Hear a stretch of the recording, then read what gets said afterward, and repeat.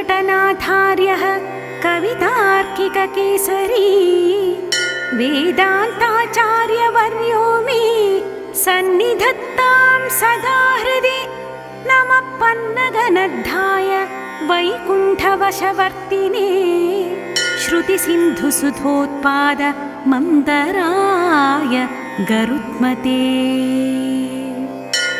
गरुडमखिलवेदनीडाधिरूढं द्विषत्पीडनोत्कण्ठिताकुण्ठ वैकुण्ठपीठीकृतस्कन्धमीडे स्वनीडा गतिप्रीतरुद्रासु कीर्तिस्तना भोग गाढोपगूढं स्फुरत्कण्टकव्रात वेधव्यथा वेपमान द्विजिह्वाधिपा कल्पविस्फार्यमाणस्फटावाटिका रत्नरोषिश्छटा राजनीराजितं कान्तिकल्लोलिनी राजितम्।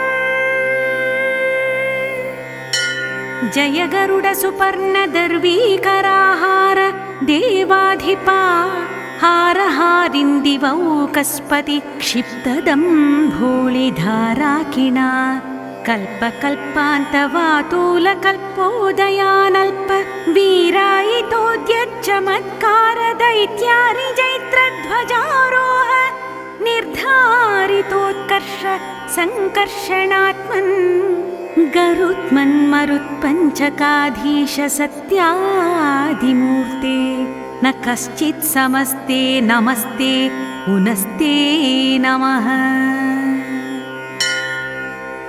नम इदमजहत्सपर्याय पर्याय निर्यात पक्षानिलास्फालनोद्वेल पाथोधिवीचि चपेटा हतगाध पातालभाङ्कार संक्रुद्ध नागेन्द्रपीडा श्रीणीभाव भास्वन्नखश्रेणये चण्डतुण्डाय नृत्यद्भुजङ्गभ्रुवे वज्रिणे दंष्ट्रया तुभ्यमध्यात्मविद्या विधेया विधेया भवद्यास्य मा पादयेथा दयेथाश्च मे।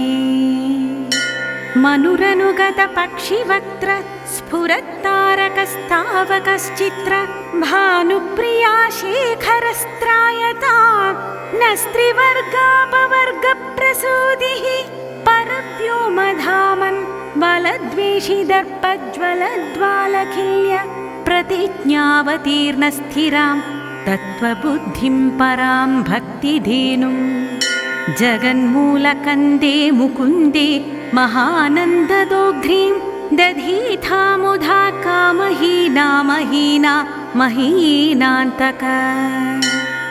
षट्त्रिंशत्कणचरणो नरपरिपाटी नवीनगुम्भगणः विष्णुरथदण्डकोऽयं विघटयतु विपक्षवाहिनी व्यूहम् विचित्रसिद्धितः सोऽयं वेङ्कटेश विपश्चिता गरुडध्वजतोषाय गीतो गरुडदण्डकः कवितार्किकसिंहाय कल्याणगुणशालिने श्रीमते वेङ्कटेशाय वेदान्तगुरवे नमः।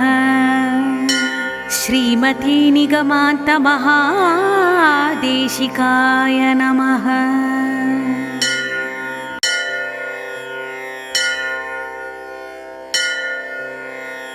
श्रीमान् वेङ्कटनाथार्यः कवितार्किककेसरी वेदान्ताचार्यवर्यो मे सन्निधत्तां सदा हृदि। नमः पन्नगनद्धाय वैकुण्ठवशवर्तिने श्रुतिसिन्धुसुधोत्पाद मन्दराय गरुत्मते। गरुडमखिलवेदनीडाधिरूढं द्विषत्पीडनोत्कण्ठिताकुण्ठ वैकुण्ठपीठीकृतस्कन्धमीडे स्वनीडा गतिप्रीतरुद्रासु कीर्तिस्तना भोग गाढोपगूढं स्फुरत्कण्टकव्रात वेधव्यथावेपमान द्विजिह्वाधिपा कल्पविस्फार्यमाणस्फटावाटिका रत्नरोषिश्छटा राजनीराजितं कान्तिकल्लोलिनी राजितम् जय गरुडसुपर्णदर्वीकराहार देवाधिपा हारहारिन्दिवौकस्पति क्षिप्तदम्भूलिधाराकिणा कल्पकल्पान्तवातूलकल्पोदयानल्प वीरायितोद्यच्चमत्कार दैत्यारिजैत्रध्वजारोह निर्धारितोत्कर्ष सङ्कर्षणात्मन् गरुत्मन्मरुत्पञ्चकाधीश सत्यादिमूर्ते न कश्चित् समस्ते नमस्ते पुनस्ते नमः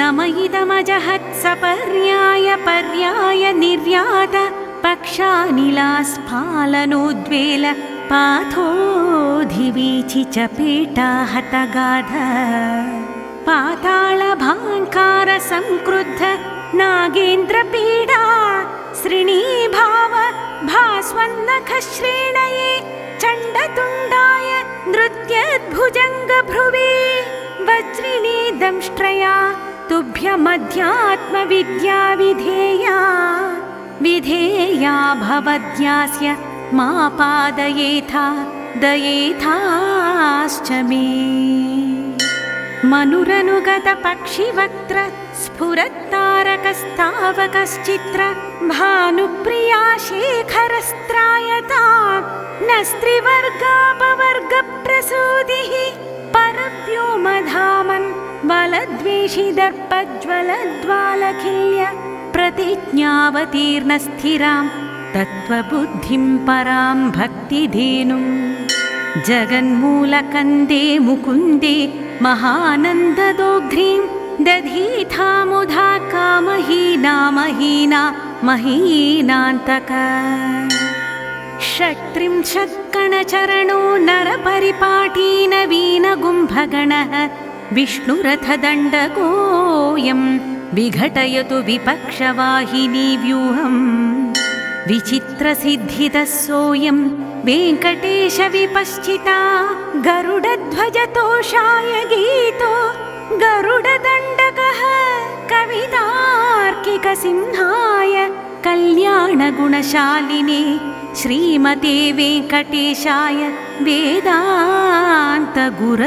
नमः श्रीमते निगमान्तमहादेशिकाय नमः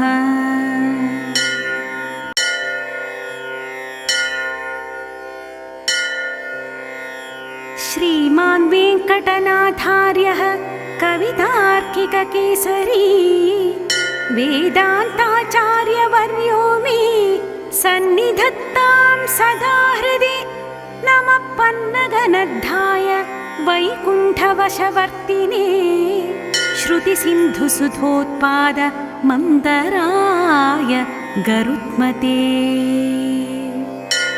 गरुडमखिलवेदनीडाधिरूढं द्विषत्पीडनोत्कण्ठिताकुण्ठ वैकुण्ठपीठीकृतस्कन्धमीडे स्वनीडा गतिप्रीतरुद्रासुकीर्तिस्तनाभोग गाढोपगूढं स्फुरत्कण्टकव्रात वेधव्यथावेपमान द्विजिह्वाधिपा कल्पविस्फार्यमाणस्फटावाटिका रत्नरोषिश्छटा राजनीराजितं कान्तिकल्लोलिनी राजितम् जय गरुडसुपर्णदर्वीकराहार देवाधिपा हारहारिन्दिवौकस्पति क्षिप्तदम्भूलिधाराकिणा कल्पकल्पान्तवातूलकल्पोदयानल्प वीरायितोद्यच्चमत्कार दैत्यारिजैत्रध्वजारोह निर्धारितोत्कर्ष सङ्कर्षणात्मन् गरुत्मन्मरुत्पञ्चकाधीश सत्यादिमूर्ते न कश्चित् समस्ते नमस्ते पुनस्ते नमः।